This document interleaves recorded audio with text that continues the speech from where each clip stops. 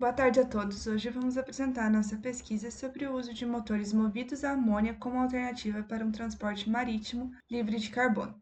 Esse tema está diretamente ligado aos desafios atuais da engenharia, especialmente no contexto da transição energética e da necessidade de reduzir as emissões em setores difíceis de descarbonizar. O transporte marítimo, apesar de eficiente do ponto de vista logístico, ainda depende fortemente de combustíveis fósseis, o que torna urgente a busca por soluções viáveis. O grupo é composto por Ingrid, Maria Antônia e Maria Emília. Ao longo da apresentação, vamos começar com uma introdução ao problema, explicar a metodologia utilizada no trabalho e, em seguida, discutir a amônia como um vetor energético. Depois disso, vamos abordar as principais tecnologias de propulsão, os desafios técnicos e ambientais envolvidos e finalizar com a conclusão. O transporte marítimo é responsável por mais de 80% do comércio internacional, sendo essencial para a economia global. No entanto, ele também responde por cerca de 3% das emissões globais de dióxido de carbono, valor comparável ao de países inteiros altamente industrializados. Além do CO2, os navios emitem óxido de enxofre, óxidos de nitrogênio e material particulado, agravando problemas ambientais e de saúde. Em resposta às metas da Organização Marítima Internacional, que exigem uma redução de pelo menos 50% das emissões de gases do efeito estufa até 2050, a amônia surge como uma alternativa promissora para a descarbonização. Para o desenvolvimento desse trabalho, foi feita uma pesquisa bibliográfica com base em artigos científicos, relatórios técnicos e projetos industriais recentes, analisando os métodos de produção da amônia, propriedades e aplicações, além dos desafios técnicos, ambientais e de segurança. O principal diferencial da amônia está em sua composição, formada apenas por nitrogênio e hidrogênio. Isso significa que, quando sua combustão ocorre de forma completa, não há emissão direta de dióxido de carbono, um dos principais gases responsáveis pelo efeito estufa. No entanto, para que a amônia seja de fato uma solução de baixo carbono, é fundamental considerar como ela é produzida. Por isso, a amônia é classificada em três tipos: cinza, azul e verde, de acordo com a origem do hidrogênio utilizado e o impacto ambiental do processo. A amônia cinza é produzida pelo processo Haber-Bosch, que é o método industrial tradicional para a síntese da amônia e está em operação há mais de um século. Nesse processo, o nitrogênio é obtido do ar atmosférico, enquanto o hidrogênio é geralmente produzido a partir do gás natural, principalmente do metano, por meio da reforma a vapor. Nessa etapa, o metano reage com vapor d'água em altas temperaturas, gerando hidrogênio e dióxido de carbono. Em seguida, o hidrogênio produzido reage com o nitrogênio em um reator sob altas pressões, entre 150 e 300 bar, e altas temperaturas, em torno de 400 a 500 graus Celsius, na presença de um catalisador à base de ferro. Essa reação resulta na formação da amônia. Apesar de ser um processo altamente eficiente do ponto de vista industrial e muito bem dominado tecnologicamente, ele é extremamente intensivo em energia e depende de combustíveis fósseis, tanto como fonte de hidrogênio quanto como fonte de energia térmica. Como consequência, estima-se que cada tonelada de amônia cinza produzida gere entre 1,6 e 2,4 toneladas de dióxido de carbono, o que torna essa rota incompatível com os objetivos de neutralidade climática e descarbonização do transporte marítimo. A amônia azul surge como uma alternativa de transição. Ela utiliza o mesmo processo de síntese da amônia cinza, porém com a adição de tecnologias de captura e armazenamento de carbono, conhecidas como CCS. O CCS consiste em três etapas principais. A primeira é a captura do dióxido de carbono, que ocorre ainda na planta industrial. Esse CO2 pode ser separado dos gases do processo por diferentes métodos, como absorção química por solventes, adsorção em sólidos ou separação por membranas. A segunda etapa é o transporte do CO2 capturado, que normalmente é feito por dutos ou, em alguns casos, por navios, até o local de armazenamento. Por fim, ocorre o armazenamento geológico, onde o CO2 é injetado em formações profundas, como reservatórios de petróleo e gases esgotados ou aquíferos salinos, onde permanece confinado por longos períodos. Com a aplicação do CCS, é possível reduzir em até 90% as emissões de CO2 associadas à produção da amônia. No entanto, essa rota ainda apresenta limitações importantes, como a dependência de combustíveis fósseis, o aumento do consumo energético do processo e a necessidade de infraestrutura adicional para transporte e armazenamento do carbono.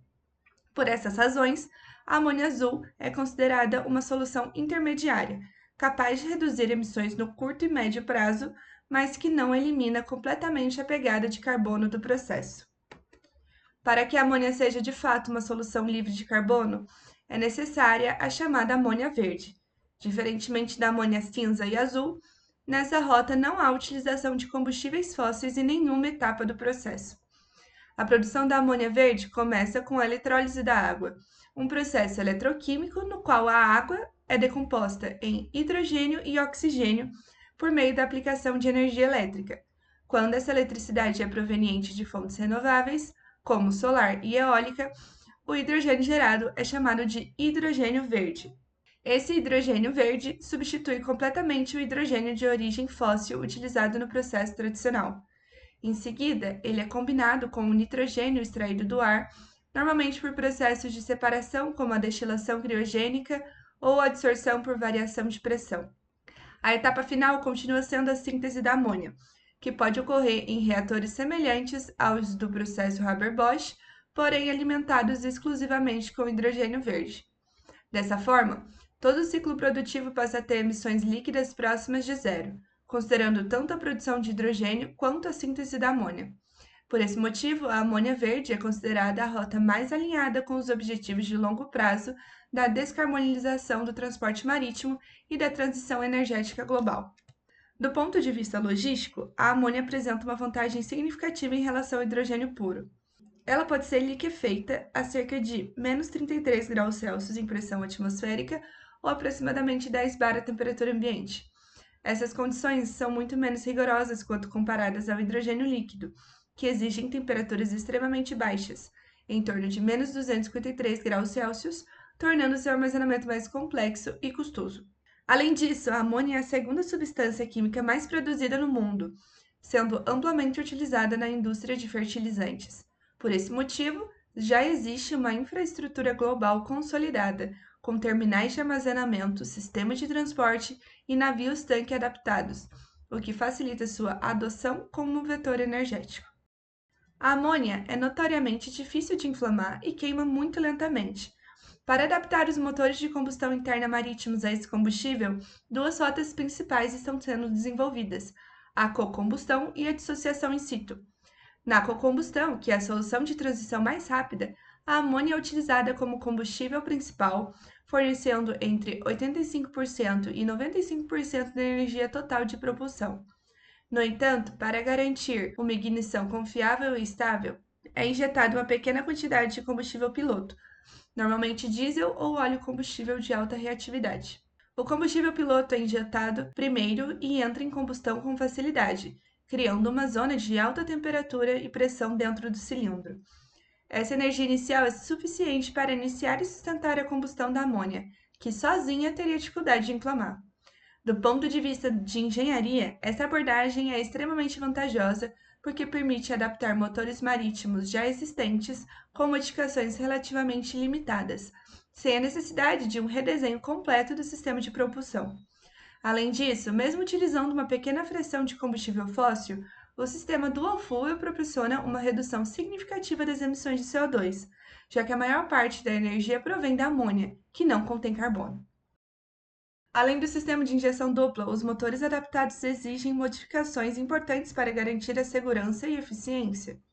Os materiais do sistema de combustível devem ser resistentes à corrosão, já que a amônia pode se tornar corrosiva na presença de umidade. Outro ponto crítico é o controle de ammonia slip, que é a liberação de amônia não queimada para a atmosfera. Esse problema é mitigado por meio do controle preciso da injeção e da calibração térmica da combustão. A segunda rota tecnológica para o uso da amônia em motores marítimos é a dissociação in situ, considerada uma abordagem mais avançada do ponto de vista de engenharia. Nessa estratégia, a amônia não é utilizada apenas como combustível direto, mas também como um reservatório químico de hidrogênio. Quimicamente, a molécula de amônia é rica em hidrogênio, contendo cerca de 17,6%, de hidrogênio em massa, o que a torna muito atrativa para esse tipo de aplicação. O processo começa com a dissociação catalítica da amônia, também chamada de cracking. Nessa etapa, a amônia é decomposta segundo a reação apresentada. Essa reação é endotérmica, ou seja, necessita de fornecimento de calor para ocorrer. Por isso, o sistema utiliza um reator catalítico a bordo do navio, geralmente contendo catalisadores à base de níquel, ferro ou metais nobres, capazes de acelerar a reação.